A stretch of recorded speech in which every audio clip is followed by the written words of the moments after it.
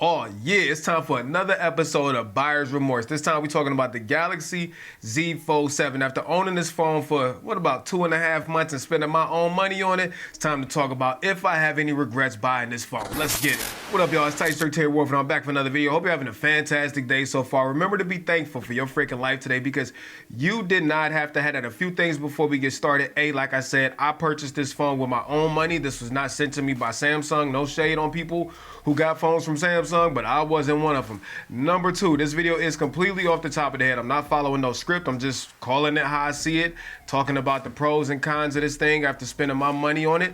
And number three, I'm gonna blame this freaking purchase on CJ Knows Tech and Flossie Carter. Both of y'all, is y'all freaking fault that I own this phone because I wasn't gonna get it until they was like, man, you just gotta go see it for yourself. And then, of course, I went to mess around with one at Best Buy and I ended up buying one, which is a whole story in itself. Now, you see right here on the table, we got our Z Fold 7, we got our iPhone 17 Pro, and an iPad Mini 6. So let's talk about the iPhone 17 Pro first. I just put up the same video about this phone after using it for like a month or so and my final thoughts and everything on it. But I do think the iPhone 17 Pro is the best freaking iPhone ever made. However, iPhones are mad boring at this point. So Terry, why do you carry one? Well, A, my kids use iPhones and I need Find My.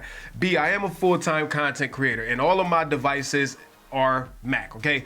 And for creatives, all right, I'm talking about specifically creatives, Mac stuff tends to work better, especially because the ecosystem and AirDrop and continuity and all of that other stuff. And I'm not saying that Samsung doesn't have solutions to that, but once you in the ecosystem, like if you know, then you freaking know, okay? On top of that, a lot of my friends use iMessage and all of this other stuff, and we know how RCS messaging doesn't exactly handle group chats and all that stuff the best. If I could get rid of my iPhone, I absolutely would and just use my Fold 7. But for now, and I know this is a first world issue, I need the best of both worlds and I don't mind carrying two phones. Now, the other reason I have my iPad Mini 6 right here is because, to be honest with you, since buying my Fold 7, I have not used this iPad one freaking time. As you see, it's dirty. Like I haven't even, like it's just sitting in my closet collecting dust. I mean, I'll obviously use it again and I'll probably for sure use it when the new one comes out to do comparisons and stuff like that. But for now, I haven't used my iPad Mini 6. This used to be like my 1-2 punch and I don't freaking use this anymore because of the Galaxy Z Fold 7. Now, I know that these are pretty pricey. Where's my little freaking fingerprint cloth that? Yeah, $2,000 for the 256 gigabyte model. Your boy did not pay that, okay? And I'm gonna say this, if you want a Fold 7, do not go to the store and buy it freaking new, unless you just can't afford to pay for one out of pocket, because you can literally go on Facebook Marketplace or Swapper and get a 256 gigabyte version of the Z Fold 7 or 512 gigabyte version. I paid literally $1,100 for this phone, where I had initially bought one from Best Buy, paid for a price, it was the black one, and you know, I went on Facebook Marketplace, I was like, oh, never are they about to get me like that. So unless you just can't afford to pay for one out of pocket and you need to utilize like carrier subsidize it, just go on Facebook Marketplace or Swapper and buy one secondhand. You will save so much money. This case is pretty much like a knockoff thin-born case. I got it off Amazon. It was like 50 bucks and it's pretty solid. It's very, very thin, as you can see on here. All right, let me close out my messages. Y'all, all of my messages and stuff like that. But this case is a fingerprint magnet, but it does give you some protection on the front. It's got an adhesive strip right here, but it doesn't cover up the bumper. But for this video's sake, we're gonna go ahead and take the case off so that we can see the Galaxy Z Fold 7 in all of its freaking glory. Hit it with a little bit of sham wow action right here because it's fingerprints all over the place. Listen, one thing you can't deny is just how sexy this freaking phone is. You know, I had the Samsung Galaxy Z Fold 3. I also had the original one too. And it is honestly mind-blowing to see how far these foldable phones have come. I haven't tested out the other ones, like I haven't tested the Google Fold, I haven't tested the Honor one, which I know has some perks and advantages over this one, but I'm here in the United States, and this is what I have access to. And I'm gonna tell you this, every single time I pick this freaking phone up, I am blown away, no matter how many times I pick this phone up and no matter how many times I use it. So I have, again, the iPhone 17 Pro right here, and it feels honestly a little bit slimmer than the iPhone 17 Pro. The iPhone 17 Pro for sure feels a little heavier over the Z Fold 7, but it just amazes me that this is a whole folding phone with a whole freaking 8-inch monstrous screen on the inside that's the same thickness as this regular old slab phone right here. It cannot be understated. I told my boy Anthony, like, because he had a Z Fold 6, I'm like, bro, you won't understand how beautiful this phone is to hold until you go to Best Buy or Verizon or wherever you want to go and hold one of these bad boys. Like, you won't get it until you pick one up. And then he went to pick one up and ended up trading in his Z Fold 6 for the Fold 7. So a few things I really love about it. A, I love how sturdy it is. It is a little bit challenging without a case on there to open and close the phone, especially trying to do it one-handed, which is why I prefer to leave a case on there, although it just messes up total swag of the whole phone. But I love now how the cover screen is wider, so I can do everything that I need to do on here, just like a traditional slab phone, and I don't feel compromised or anything like that by using the external screen. In fact, I use the external screen a whole lot more than I ever did with my older phones because the outside screen is just so much easier to type on. Also, I love how freaking bright it is and how clear it is, 120 hertz scrolling on the outside. Like, it's really a beautiful screen. But of course, when you are sick of that, you need a little bit more, then you just go ahead and open up that bad boy. It's like, voila, you just got all of that right there. Now, the inside screen is also just mad beautiful. I mean, you can't deny it. You see it right here. Just being able to see all of this content at one time on the screen versus flipping it closed, and then, you know, you see the difference of just how much you're missing out on by using the outside screen. Flipping it open just gives you a whole entirely new experience. There's so much more real estate. You can read more on web pages and articles and stuff like that. Well, I have two qualms with it. The first qualm is, although it's really, really bright, and I said this in my iPhone 17 Pro video, when I'm like outside in broad daylight, like at my kids' sports games or whatever, the iPhone max brightness is more than enough. I don't have any problem seeing it in broad daylight. The Fold 7, however, the inside screen, when it's super bright outside, it can be a little challenging to see it sometimes. Also, I wish that Samsung could come up with some type of like anti-reflective coating more so than what they already have on here. But the inside screen is just mad reflective, and sometimes it does freaking bug me. Also, it is a little bit soft. I wish that the inside screen, although I know it was stronger than the previous folds, you can still do some pretty serious damage to this screen, even just using a fingernail with enough pressure. However, I'm not doing that, but I'm just saying, I wish it was a little bit more sturdy. But those are the prices that we pay to get the thinner device and all that stuff. So I get it, right? Now, when you close this bad boy with that, yeah, when you do that, why is prison jail calling me? What is this all about? Who's calling me from prison? Definitely not answering that. But yes, it is real. When you sit it down flush on the table, you will get that. I mean, that doesn't really bother me, but it is something that a lot of people like to complain about. And overall, I mean, I've dropped it a couple times, although I did have the case on, and it hasn't taken any damage really at all, even through that little thin case. This actually fell from some bleachers, probably like 8 feet up, and smacked the concrete face down just like that. And the only thing that broke was the tempered glass protector. I do wish Samsung would put little indentations like right here where your fingers would go, so that for people who don't want to use cases, they can open it. I mean, I've gotten used to opening it now, but when I first got this bad boy, I was like, oh crap, like why can't I freaking open the phone up? But it would have been dope if they had like 2 little maybe recesses right here for your fingers to kind of sit in to open it. Overall though, the build feels amazing, and I think the screens are absolutely freaking bananas. Now, as far as the speakers go, I mean, they're not absolutely trash, but they for sure can't compete with like my iPhone 17 Pro. Let me play a little Sentry Steam real quick so you can hear it. And this is just using this mic.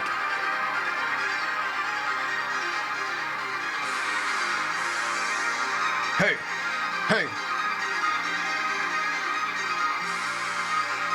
So it's good enough. I mean, sometimes I'm watching it, I do wish I could get a little bit more oomph out of it, because the speakers are a little quiet and they do lack some like low end, of course, range because of where the speakers are, how small they are. But overall, the speakers are serviceable. Now, the S Pen has also been another huge point of contention, because obviously Samsung took out the S Pen to make the phone thinner, right?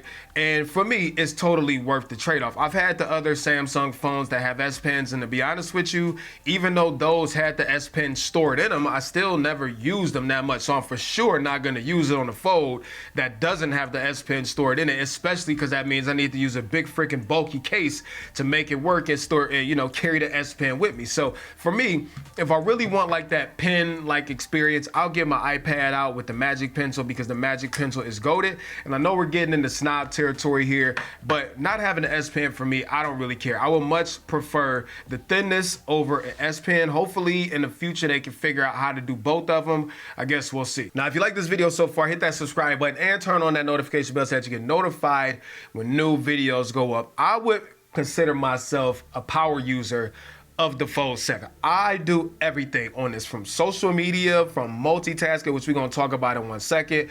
I manage my business from here, just like CJ Knows Tech and C-Kid. I use Monday.com to organize my brand deals and all that stuff. YouTube, everything is ran through the Fold 7. The only time I don't use the Fold 7 is when I need to do iPhone type things, right? Okay, so Apple CarPlay is so much better than Android Auto. So yeah, my iPhone is connected to my truck.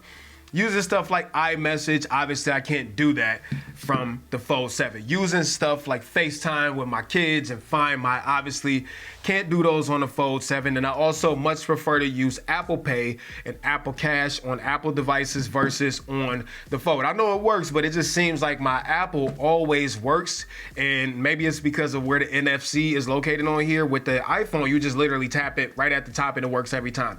With the Fold 7, it just feels like it's super hit or miss. Sometimes it works depending on how you have the phone positioned, and sometimes it just gives you a complete attitude. With that being said, because I do so much stuff on here though, this Snapdragon 8 Elite that's in this phone freaking rips. The only time I've ever had any slowdowns or stutters, honestly, I don't want to blame it on the phone. It's more so apps that aren't properly optimized or formatted yet for the Fold screen. Sometimes you'll get some little graphical glitches or whatever, but this phone rips. I do a ton on this phone, media consumption, multitasking, which we're gonna talk about in a minute. I do a lot of Lightroom photo editing on here, and it does not slow me down at all whatsoever. I don't do any type of gaming on here. I have a whole PlayStation 5 and a PC if I want to game. I'm not into mobile gaming, but other than that, it rips through everything that I throw at it. The only time it really gets warm, and it doesn't get like hot, it only gets warm, is when I'm doing like serious multitasking while I'm streaming on YouTube and,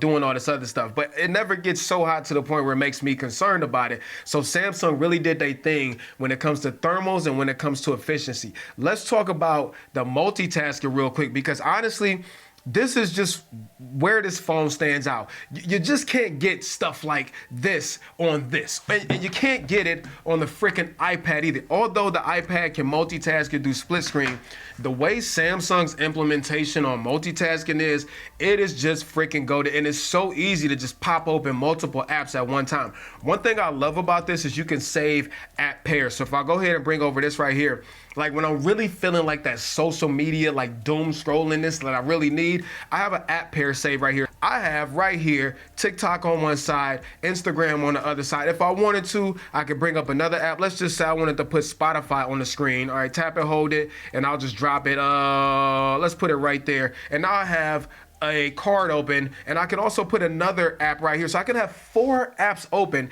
at one time, which is crazy. If I go ahead and close this out, I can swap these around.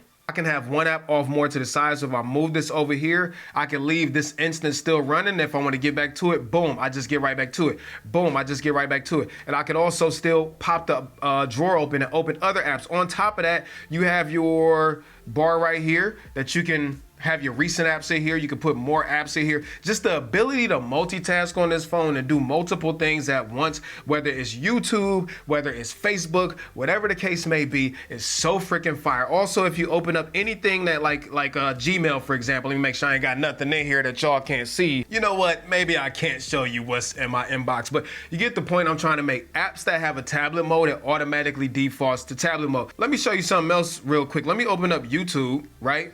And let me go ahead and turn the phone sideways. Now my comment section is right here. So I can watch my content and look through comments at the same time, which is so far. Also, we have flex mode. So if you do like this, then now the bottom of it converts to where I have all of my controls, or if I wanted to, I could watch a video and all of the comments will show up at the bottom. So this phone is just, it's just so freaking good. You don't understand how limited iOS is in comparison until you're able to experience a foldable. It is honestly next level. It gives me hope to see what Apple might do with a foldable phone. I know it's going to be crazy, but for now, this is what we have. I much prefer every single time, 10 out of 10, to use my Fold 7 over my iPhone 17 Pro. Again, if I could totally get rid of this if I wasn't in the ecosystem, which unfortunately I'm stuck, I'm not gonna get out. It will require me to do too much to switch over to a Samsung only ecosystem. But the only time I use this is when I absolutely have to use it. Other than that, I much prefer using my Fold 7. Now, when it comes to the cameras in the Fold 7, yes, they are better than what was in the Fold 6, especially the main sensor right here. This is the same sensor that's out of the S25 Ultra. So 200 megapixels, 8K, all of that other good stuff. It's really, really good, okay? However, I'm a person that, because I'm a camera snob, I mean, clearly look at this video. I got 1, 2, 3 cameras going right there, 3 other cameras on the desk, and a whole freaking closet full of them. When I want to be intentional about taking pictures or videos, usually I'm going to grab a bigger camera because I prefer the image quality out of bigger cameras. Usually the only time I'm using the camera on phones is if I need to document something, right? I need to take a quick picture or something, or if I need to get a quick pickup shot for like a video or something like that. I'm not using the cameras on my phones a whole lot. Now, even though the Fold 7 does have the 200 megapixel main sensor out of the S25 Ultra, which is good. Don't get it twisted. It takes some great results. It's really consistent. I do love how Samsung gives you Pro mode. I love how you can start the camera on here and use the outside screen as a preview to like take photos and videos of yourself. However, with those things being said, I do still prefer the camera system out the iPhone 17 Pro. I feel like Apple gives you the most well-rounded camera experience, even if other phones give you like maybe a slight advantage in this area or a slight advantage in that area. The iPhone still is the king of photos and videos. And I get I'm in snob territory where I'm carrying around 2 phones and I have the luxury I get of being able to pick and choose which phone I want to take photos or videos. However, if this is your main phone, it's more than good enough for photos and videos. I just prefer to use the iPhone because I do have it as an option. Now, as far as the under display camera, to be honest with y'all, I've never used it one freaking time. I don't use it. Like there's no, I don't do like calls and stuff like that. Usually when I do like my Zoom calls and all this stuff, I'm doing them when I'm sitting down at my desk, whether I have a computer already connected, and then only other video calls, I'm getting tongue tied, sorry, I'm doing are on FaceTime. So I don't really use the under display camera on the Fold 7 and the front facing camera on the outside. I mean, it's serviceable, but again, if I'm gonna take that type of shot, I always have both of these phones with me, so I'm gonna use my iPhone if I have the opportunity. The ultra wide camera isn't that great, and the telephoto camera for sure is not that great. The camera bump is already big enough. They should have just put the same one they put in the S25 Ultra with the periscope and all that stuff in there, but neither here nor there, it is what it is. Now, what does matter to me is freaking battery life, all right? And this is only what, like a 4,400 milliamp hour battery. And again, I do use the crap out of this phone. I'm watching YouTube on it all day. I'm multitasking. I'm on Netflix. I'm on social networks. I'm planning out videos. I'm doing emails and all of that stuff. I never have a problem getting through 8 o'clock, 9 o'clock at night pretty easily, and it hasn't been in the way of me. Now, is it gonna compete with something like an iPhone 17 Pro or any other phone that has a much bigger battery in it? No, but at this point, the only way we can get a bigger battery is if they put a bigger battery in here, which means we need a bigger chassis because Samsung has decided to not use the silicon carbide batteries and all that stuff like Oppo and Honor and all of them are using, which have their trade-offs also, y'all. Don't get it twisted. But for now, I would much prefer a super slim phone and managing the battery life that I'm getting in here versus the phone getting bigger. My main issue with the battery on this phone is the fact that it charges so freaking slow compared to like my iPhone 17 Pro. I can literally plug this phone up, and if it's dead, it'll be back to 80% in like 38, 40 minutes or something like that. And also wirelessly, it charges pretty fast. This phone, okay, if I put it on a charger that has more than enough wattage to do any type of fast charging on anything, it still takes forever to charge. Now, I do like how it gives you information on when it's charging, like, oh, this phone is fast charging, so it'll charge this fast, or it's slower charging, it'll charge that fast.